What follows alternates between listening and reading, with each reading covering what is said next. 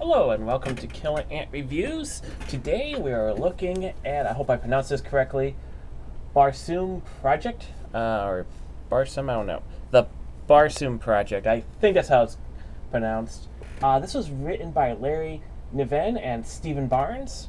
If you haven't known, Larry Niven actually made the Madi and God's Eye, or Ma and God's Eye. Once again, I'm really terrible at pronouncing some of these. So let me talk about the cover first.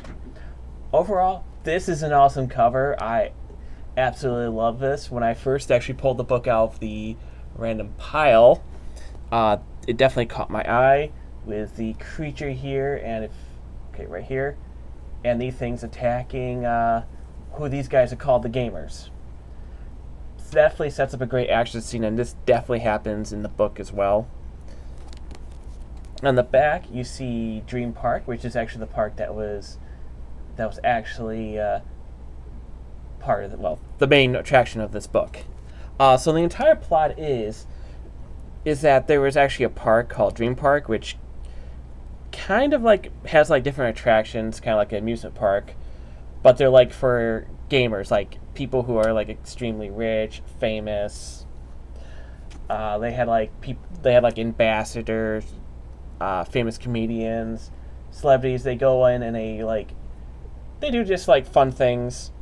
For example, one of them two guys who didn't like each other end up having like a mech fight in the middle of the city to settle some kind of dispute. And it's all basically safe. Basically, you can shoot each other with the mechs all day and destroy one. And at the end of the day, both guys can come out like unscathed. And so there's actually two different plots involved in this. The first one, which is the main plot, is a group of 12 gamers who are basically going through like a quest to basically defeat some kind of sort of evil.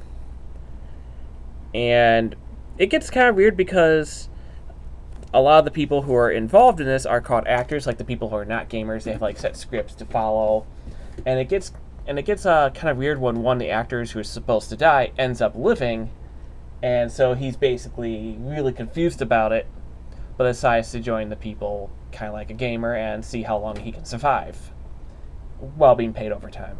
There was actually a hilarious exchange with him between him and one of the head guys.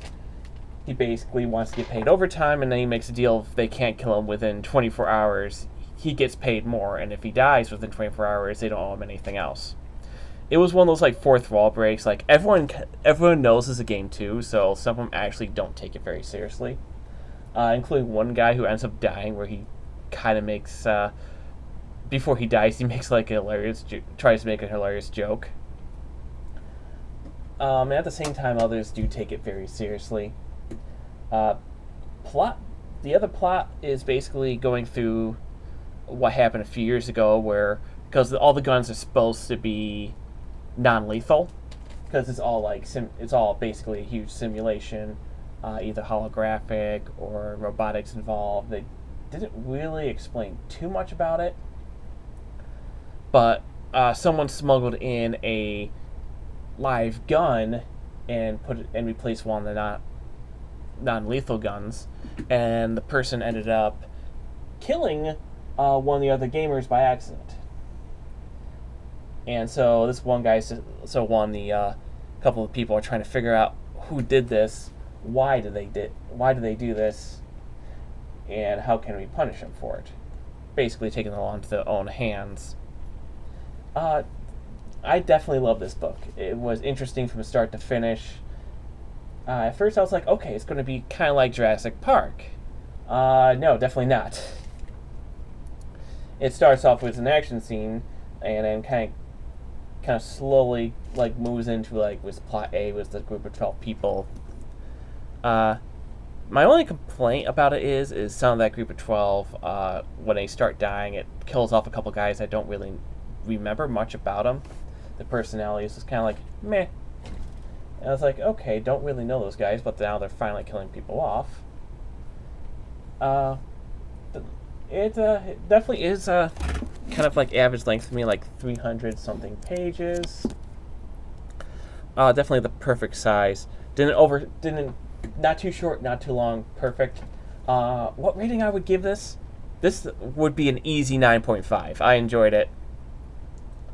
Normally, because I usually read about 3 books at once. If once I hit a chapter, I go on to the next one until I finish up that chapter.